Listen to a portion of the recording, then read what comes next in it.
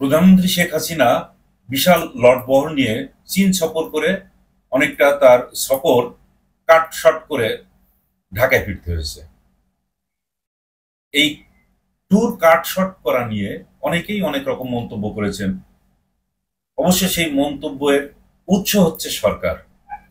কেননা প্রথমে বলা হয়েছে যে তিনি তার এই ট্যুর কাট শর্ট করেছেন মূলত একটা দিন বেশি পাওয়ার জন্য, এটা বলেছে তার প্রেস সেক্রেটারি নাইমুল ইসলাম খান। আবার পররাষ্ট্রমন্ত্রী এবং ওবায়দুল কাদের দুইজন মিলে আবার বলেছেন যে তার কন্যা পুতুল অসুস্থ থাকার কারণে এই সফর কাটশট করে চলে আসতে হয়েছে। একটা রাষ্ট্রীয় সফর কিভাবে কাটশট করতে হয় এটা মোটামুটি ভাবে বাংলাদেশের মানুষ তো মূর্খ, তাদেরকে বোঝানো যায়। ফলে এই বিষয়টা নিয়ে আলোচনা কোনো দরকার নেই। আলোচনার সবচেয়ে গুরুত্বপূর্ণ যে জায়গা সেটা হচ্ছে চীন থেকে তিনি কি নিয়ে আসলেন আর জনগণকে কি দিলেন, একই সঙ্গে ভারতকে তিনি কতটুকু খুশি করতে পারলেন।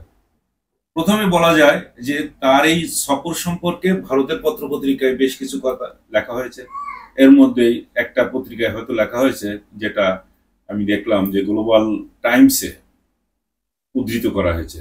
ভারতীয় পত্রিকায় বলা হচ্ছে, দুই খেলোয়াড়ের মধ্যে সম্পর্ক ভারসাম্য করার জন্যই এবার চীন সফর করছে। অর্থাৎ এই অঞ্চলে চীন এবং ভারত যে দুইটা খেলোয়াড়, সেই দুইটা খেলোয়াড়ের মধ্যেই এই শেখ হাসিনা তার ভারসাম্য বজায় রাখার জন্য এই সফর করেছেন। কিন্তু সেই সফরে যে তিনি কি কি পেলেন, তিনি একটা বিশাল চুক্তি করেছেন, সমঝোতা 21টা। আর 21টার মধ্যে শুধুমাত্র মিডিয়া সম্পর্কিতই আছে হলো 7টা, যার সঙ্গে বাংলাদেশের রাজনৈতিক পরিস্থিতি আর চীনের রাজনৈতিক পরিস্থিতির কোনো মিল নেই। সেখানে কোনো রকম ভিন্ন মত প্রকাশ করার কোনো সুযোগ নেই। বাংলাদেশে তবুও তো ভিন্ন মত প্রকাশ করা যায়, যেহেতু এখানে বিনা নির্বাচনে বা বিনা ভোটে সরকার পরিবর্তিত হলেও এখানে তো একটা কাজ হয় যে সেটা হচ্ছে কিছু মত প্রকাশ করা যায়, গণতান্ত্রিক পরিবেশ আছে, সভা সমাবেশ এগুলো করা যায়। ফলে চীনের যে সংবাদপত্রের চরিত্র বাংলাদেশের সংবাদপত্রের চরিত্র এক না, অতএব এটা বাদই দেওয়া যায়। বাংলাদেশের মানুষের সবচেয়ে দৃষ্টি ছিল একটা জায়গায়, সেটা হলো যে প্রধানমন্ত্রী শেখ হাসিনা তার লটবহর নিয়ে যখন চীন সফরে যাচ্ছেন, তখন বাংলাদেশের মানুষের দৃষ্টি ছিল, তিনি প্রথমে বলে গিয়েছিলেন 5 থেকে 7 বিলিয়ন ডলার তার বাজেট সহায়তার জন্য চীনের কাছ থেকে পাবেন, এরকম একটা আশা ছিল। কিন্তু সেই আশায় ঘুরিয়ে বালি। চেয়েছেন কামান, পিস্তল পেয়েছেন কিনা সেটাও বিচার্য বিষয়। তার কারণ পাইছেন মাত্র 1 বিলিয়ন ডলার, সমপরিমাণ ইউয়ান পাবেন। আর সবচেয়ে বড় যে কাজটা হয়েছে, চীনের প্রেসিডেন্ট শি জিনপিং এর সঙ্গে তিনি সর্বশেষ একটা মিটিং করেছেন। সেই মিটিং এর বক্তব্য আমরা পরে আসব, কিন্তু তার আগে টোটাল চীন সফর সম্পর্কে পররাষ্ট্রমন্ত্রী ডক্টর হাসান মাহমুদ কিছু কথা বলেছেন, সেটা বলি। এই সমঝোতার কথাগুলো বলেছেন, দুই দেশের সম্পর্কের উন্নয়নের কথা বলেছেন, একটা অন্যরকম মাত্রায় পৌঁছবে সে কথাটাও বলেছেন।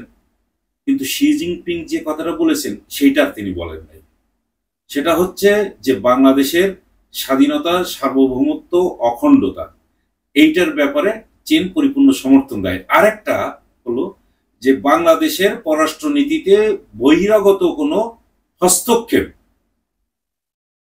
যেটা বাংলাদেশ বিরোধিতা করবে সেটাকেই চীন সমর্থন করবে।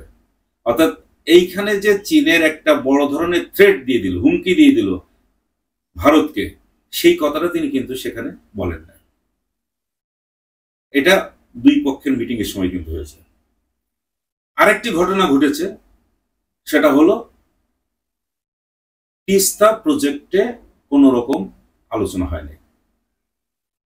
তাহলে এই যে তিস্তা প্রজেক্ট নিয়ে আলোচনা হলো না, এটা হচ্ছে ভারতের কাছে দেওয়া প্রধানমন্ত্রী শেখ হাসিনার অন্যতম একটা প্রতিশ্রুতি। কিন্তু এখানে যে আরেকটি ঘটনা ঘটে গেছে, সেটা হলো ভারতের সঙ্গে যে ব্যাপারে বিশেষ করে সামরিক সরঞ্জাম উৎপাদনের ক্ষেত্রে ভারত সহায়তা দিবে, এটা চীনের জন্য কিন্তু একটা অপমানজনক বিষয়। কেননা চীন অস্ত্রপাতি উন্নয়ন, তারপরে তাদের হার্ডওয়্যার উন্নয়ন সবকিছু মিলায় ভারতের থেকেও অনেক এগিয়ে। সেই চীনের দিক থেকে মুখ ফিরিয়ে যদি ভারতের দিকে যায়, তাহলে এটা চীনের জন্য একটা অপমানজনক অবস্থা। তো এই সফরে এই বিষয়টি নিয়ে আলোচনা না হলেও চীন কিন্তু খুব গভীরভাবে বিষয়গুলো পর্যবেক্ষণ করেছে। মূলত গত এই মাত্র 15-20 দিনের ব্যবধানে দুটি ঘটনা ঘটেছে। প্রধানমন্ত্রী শেখ হাসিনার একটা সফর হয়েছে ভারতে, আর একটা সফর হলো চীনে। ভারত সফরকে কেন্দ্র করে চীন কিন্তু গভীরভাবে পর্যবেক্ষণ করেছে। তারা মূলত দেখতে চেয়েছে যে তিস্তা প্রজেক্টে বাংলাদেশ ভারতকে কিভাবে আমন্ত্রণ জানাচ্ছে, এবং এইটা বলে আসার পরপরই চীনের একজন ছায়ামন্ত্রী তিনি কিন্তু বাংলাদেশে এসেই বলে গেছেন যে তিস্তা প্রজেক্টে তারা বিনিয়োগ করতে আগ্রহী। এখন এই প্রস্তাবটা বাংলাদেশের কাছে দিয়ে গেল বল বাংলাদেশের কোর্টে। তাহলে এটা একটা বড় ধরনের ডিল হইতে পারত দুই পক্ষের, কিন্তু সেই কাজটা হয়নি। বাংলাদেশ সরকার চীনের কাছে এই প্রতিশ্রুতি দেয় নাই। অতএব ভারতের যে সমস্ত সমঝোতা হয়েছে, এর মধ্যে সমুদ্রে যে সমস্ত রাডার বসানো বা অনেক কিছুই আছে, প্রত্যেকটা বিষয় ভারতকে যা যা দিয়ে এসেছে তার পাল্টা চীনকে কিন্তু কোনো কিছুই সমঝোতার মধ্যে আসে নাই। তাহলে পরিপূর্ণভাবে ভারতকে একটা নিরাপদ জায়গায় রেখে দিয়ে আসার ক্ষেত্রে আমাদের প্রধানমন্ত্রী সঠিক কাজটি করেছেন। অর্থাৎ ভারতের কাছে প্রধানমন্ত্রী শেখ হাসিনার সবচেয়ে বড় যে পরীক্ষা ছিল, সে পরীক্ষা হচ্ছে ভারতের এই সমস্ত ঘটনার পাল্টা কিছু সেখানে দিবে না, অর্থাৎ তিস্তা প্রজেক্ট সেখানে দিবে না। এটা একটা অন্যতম। তাহলে সেই পরীক্ষায়, ভারতের দেওয়া সেই পরীক্ষায় শেখ হাসিনা উত্তীর্ণ হয়ে গেছেন। এখন চীনের কাছ থেকে থ্রেট পেলেন, কিংবা চীনের কাছ থেকে কোনো রকম সাহায্য সহানুভূতি পেলেন না, কিংবা চীনের কাছ থেকে কোনো ঋণ সহায়তা পেলেন না, এই বিষয়টা মনে হয় এখন আর প্রধানমন্ত্রী শেখ হাসিনার কিছু যায় আসে না। যেহেতু এই সরকার ক্ষমতায় টিকে আছে ভারতের সাহায্য সহানুভূতি নিয়ে, ফলে ভারত খুশি, অতএব প্রধানমন্ত্রী শেখ হাসিনাও খুশি। এখানে চীনের আর কোনো প্রয়োজন নেই, এইরকম একটা জায়গা কিন্তু চলে আসছে। যেহেতু প্রত্যেকটা দেশের সঙ্গে একটা কূটনৈতিক সম্পর্ক রাখতে হয়, এই জন্য একেবারেই খালি হাতে কিন্তু চীন ফিরায় নেই। $1 বিলিয়ন ঋণ সহায়তা দিতে আগ্রহ প্রকাশ করেছে। এর ফলে হয়েছে ভারতকে বাংলাদেশ সরকার যে তিস্তা প্রজেক্ট দিয়েছে এটা দিল, আর ট্রেন করিডোর যেটা দেওয়া হয়েছে, রেল করিডোর যেটা দেওয়া হয়েছে, সেটা কিন্তু একেবারে নিষ্কণ্টক থাকলো। অর্থাৎ এখন ভারত চাইলে যে কোনো মুহূর্তে তারা বাংলাদেশের বুক চিরে তাদের 7 সিস্টারে যেভাবে হোক না কেন এই রেল লাইন চালু করতে পারবে। এটাতে আর কোনো বাধা থাকলো না। শেখ হাসিনা অন্তত এই ব্যাপারে একটা পরিপূর্ণ নিশ্চয়তা ভারতকে দিয়ে এসেছে। তাহলে বাংলাদেশের স্বাধীনতা, সার্বভৌমত্ব এখন কিন্তু পুরোপুরিভাবে হুমকির মুখে। বাংলাদেশের বহু মানুষ হয়তো চিন্তা ভাবনা করেছিল, যদি চীনের সঙ্গে কোনো রকম একটা সমঝোতা হয়, যদি এই ঋণ পাওয়ার ব্যাপারে যদি একটা ইতিবাচক সাড়া পাওয়া যেত, সেটাও একটা হতে পারতো। আরেকটা হতে পারতো তিস্তায় চীনের বিনিয়োগটা, কিন্তু এই দুইটার কোনোটাই হয় নাই। ফলে এ ব্যাপারে এখন বলা যায় ভারতকে একেবারে এই সরকার ব্ল্যাঙ্ক চেক দিয়ে ফেলছে। তাহলে বাংলাদেশের জনগণের এখন করণীয় কি? যেহেতু চীন আর এখন কোনো অবস্থাতেই এই সরকারের সাথে থাকছে না, এই সরকার পুরোপুরিভাবে ভারত নির্ভরশীল হয়ে পড়ছে। এবং এইটা যে কত গিলানির, সেটা হচ্ছে যে চীনের এই সফরটাও তাকে করতে হয়েছে ভারতের অনুমতি নিয়ে। তাহলে ভারতের অনুমতি যদি নিতে হয় একজন প্রধানমন্ত্রীকে, তাহলে তিনি কি আর প্রধানমন্ত্রী থাকেন? আর যে পররাষ্ট্রমন্ত্রী এই কথাটা মিডিয়ার সামনে বলল, তিনিও কি আর পররাষ্ট্রমন্ত্রী থাকতে পারেন? এটা তো যখনই একটা দেশের অনুমতি নিতে হয়, যেমন পশ্চিমবঙ্গ বলেন, বিভিন্ন রাজ্যর মুখ্যমন্ত্রীরা দেশের বাইরে যেতে চায় বা কোনো কিছু করতে চায়, তখন হয়তো প্রধানমন্ত্রীর অনুমোদন নিয়ে নেয়। আর সেখানে তো কোনো রকম পররাষ্ট্র মন্ত্রণালয় নেই কোনো রাজ্যের। তা এইবার যে ঘটনাটা প্রধানমন্ত্রী ঘটালেন, যে প্রধানমন্ত্রী নরেন্দ্র মোদীর কাছ থেকে অনুমতি নিয়ে তাকে চীন সফরে যেতে হয়েছে। এইটা বাংলাদেশের জনগণের জন্য অত্যন্ত লজ্জাকর বিষয়।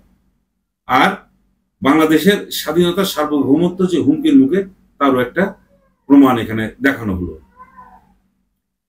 বাংলাদেশে প্রধানমন্ত্রীর যে চীন সফর হয়েছে, এই সফরকে কেন্দ্র করে চীনের কোনো পত্রপত্রিকা তেমন কোনো রিপোর্ট তেমন একটা ছাপা হয়নি। আমি গত কয়েকদিন ধরে বেশ দেখেছি, কিন্তু সর্বশেষ গতকালকে একটা তারা অ্যানালাইসিস দিয়েছে গ্লোবাল টাইমসে। সেই গ্লোবাল টাইমসে কিন্তু পুরা ঘটনাগুলো তুলে ধরা হয়েছে। এমনকি সেখানে এই ওবায়দুল কাদের যে কথাটা বলেছেন তারও উদ্ধৃতি দেওয়া আছে। তিনি যে বলেছেন প্রধানমন্ত্রী শেখ হাসিনা চীনে যাওয়ার আগে যে ভারত হচ্ছে আমাদের রাজনৈতিক বন্ধু আর চীন হচ্ছে উন্নয়নের বন্ধু, উন্নয়ন সহযোগী। এখন এইটা দিয়ে কি বোঝা যায়? সেই রাধার মতো শ্যামও রাখি কুলও রাখি, দুইটা কি রাখা যায়? সেটা প্রমাণ কিন্তু পাওয়া গেল। শ্যাম আর কুল একসঙ্গে রাখা যায় না। কুল কিন্তু আস্তে আস্তে বিচ্ছিন্ন হয়ে যাচ্ছে, শ্যামেরটাই রাখতে হচ্ছে। শ্যামের এটাও কিন্তু বেশি দিন টেকে না, কেননা এটা হয় পরকীয়া। শ্যাম অর্থাৎ কৃষ্ণ একদিন কিন্তু এই রাধাকে ছেড়েই চলে গিয়েছিল, এটা পৌরাণিক কাহিনী। কিন্তু এই রাধাকে তো একদিনকে ত্যাগ করে কৃষ্ণ চলে গিয়েছিল। ফলে অর্থনৈতিক সম্পর্কের ক্ষেত্রে, মানুষের লেনদেনের ক্ষেত্রে কোনোদিন প্রেম, প্রীতি, ভালোবাসা কিংবা রাজনৈতিক সম্পর্ক টিকে থাকতে পারে না। যতই উজাড় করে দেওয়া হোক না কেন, বাংলাদেশের যে টেরিটরি, এই টেরিটরির মধ্যে কিন্তু একটা বিশাল জনগোষ্ঠী আছে, 18 কোটি জনগোষ্ঠীর একটা দেশ। সেই জনগোষ্ঠী যে শুধুমাত্র এক ব্যক্তির প্রেম, প্রীতি, ভালোবাসার কাছে জলাঞ্জলি দিবে এমনটি ভাবার কোনো অবকাশ আছে বলে মনে হয় না।